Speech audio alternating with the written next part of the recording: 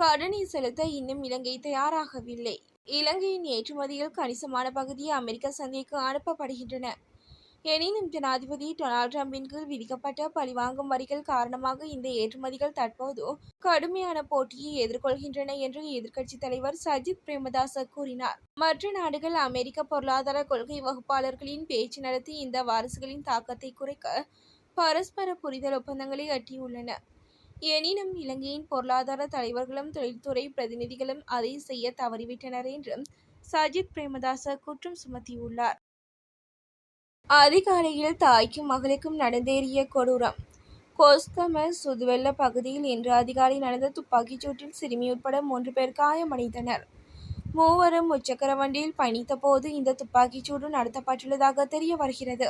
Motor சைக்கிளில் பிரவேசித்த இருவர் pistol வகை துப்பாக்கியால் சுட்டதாக கூறப்படுகிறது. சாதாரண தர பரீட்சை பெறுபேறுகள் வெளியாகும் திகதி 2024 காப்போத சாதாரண தர பரீட்சை பெறுபேறுகள் ஜூலை 15ஆம் திகதிக்கு முன்னர் வெளியிடப்படும் என தெரிவிக்கப்பட்டுள்ளது. குறித்த விடயத்தை பரீட்சைகள் திணைக்களம் தெரிவித்துள்ளது. மேலும் விடைத்தாள் திருத்தும் பணிகள் தற்போது இறுதிக்கட்டத்தில் உள்ளதாகவும் அந்த திணைக்களம் தெரிவித்துள்ளது. கட்டுநாயக்கவில் அதிரடியாக கைது செய்யப்பட்ட 4 இலங்கையர்கள். நாட்டிற்குள் சட்டவிரோதமாக மதுபானம் மற்றும் ஏலக்காயை கொண்டுவர முற்பட்ட 4 இலங்கையர்கள் கைது செய்யப்பட்டுள்ளனர். குறித்த கைது நடவடிக்கை இன்று கட்டுநாயக்க விமான நிலையத்தில் விமான நிலைய சுங்க அதிகாரிகளால் மேற்கொள்ளப்பட்டுள்ளது. மேலும் இவர்கள் கட்டுநாயக்க விமான நிலையத்திலிருந்து 1,50,00,000 பெறுமதியான மதுபானம் மற்றும் ஏலக்காயை நாட்டிற்குள் கொண்டுவர முயன்றுள்ளதாக கூறப்படுகிறது. இஸ்ரேலும் ஹமாஸும் இரகசிய பேச்சு. காசாவில் முன்மொழியப்பட்ட 60 நாள் போர் நிறுத்தம் தொடர்பாக ஹமாஸ் மற்றும் இஸ்ரேல் கட்டாரில் மறைமுக பேச்சுவார்த்தைகளில் ஈடுபட உள்ளதாக சர்வதேச ஊடகங்கள் தெரிவிக்கின்றன. ஹமாஸ் முன்மொழிந்த பல திருத்தங்களை நிராகரித்த போதிலும் ஹமாஸுடன் மறைமுக பேச்சுவார்த்தை நடத்த இஸ்ரேல் இன்று கட்டாருக்கு குழு ஒன்றை அனுப்பியுள்ளது. இராஜதந்திர தடைகள் இருந்த போதிலும் ஆயிரக்கணக்கான உயிர்களை கொன்ற மோதலை தணிக்க கட்டார், எகிப்து மற்றும் அமெரிக்காவின் மத்தியஸ்தர்கள் தொடர்ந்து முயற்சித்து வருகின்றனர்.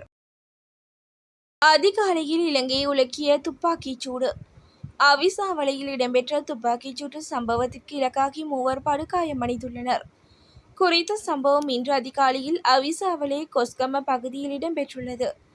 மேலும் சுதுவெல்ல பகுதியில் மோட்டார் சைக்கிளில் வந்த இருவரால் குறித்த துப்பாக்கிச் சூடு நடத்தப்பட்டுள்ளது. சபாநாயகர் மீது மோசடி குற்றச்சாட்டு. வாகன பயன்பாடு 2 வீடுகள் பயன்பாடு தொடர்பில் சபாநாயகர் வைத்தியர் ஜகத் விக்ரமரத்னவுக்கு எதிராக புதிய மக்கள் முன்னணி இளைஞர் மற்றும் ஊழல் ஒழிப்பு ஆணைக்குழுவில் முறைப்பாடு அளித்துள்ளது. இந்த விடயம் தொடர்பில் புதிய மக்கள் முன்னணியின் தலைவர் சுகீஸ்வர பண்டார நேற்று சனிக்கிழமை கொழும்பில் ஊடகவியலாளர் சந்திப்பை நடத்தி மேற்கூறியவாறு கூறியுள்ளார். செம்மணியில் இராணுவ புலனாய்வாளர்களுக்கு அச்சப்படும் உறவுகள். செம்மணி மனித புதைகுழியில் ஒவ்வொரு நாள் அகழ்வின் போதும் எலும்புக்கூடுகள் அடையாளம் காணப்பட்டுள்ள நிலையில் இதுவரை 45 மனித எலும்புக்கூடுகள் கண்டெடுக்கப்பட்டுள்ளன. செய்மதி படம் மூலம் அடையாளப்படுத்தப்பட்டு அகலப்படும் சந்தேகத்திற்கு இடமான பகுதியில் மண்டையோடு ஒன்று நேற்றைய தினம் அவதானிக்கப்பட்டுள்ளது. இது இவ்வாறு இருக்கும் முன்னதாக 1998 மற்றும் 1999 காலப்பகுதியில் செம்மணி பகுதியானது ஒரு பயங்கரமான பிரதேசமாகவே அடையாளப்படுத்தப்பட்டுள்ளது. இலங்கையில் ஆயிரக்கணக்கான அரசியல்வாதிகள் மற்றும் அரசு அதிகாரிகளுக்கு ஆபத்து. அரசியல்வாதிகள் மற்றும் அரசு அதிகாரிகள் தொடர்பான 1000க்கும் மேற்பட்ட முறைப்பாடுகள் மற்றும் விசாரணை கோப்புகள் விசாரணைகளுக்கு எடுத்துக் கொள்ளப்பட உள்ளதாக தகவல் வெளியாகியுள்ளன.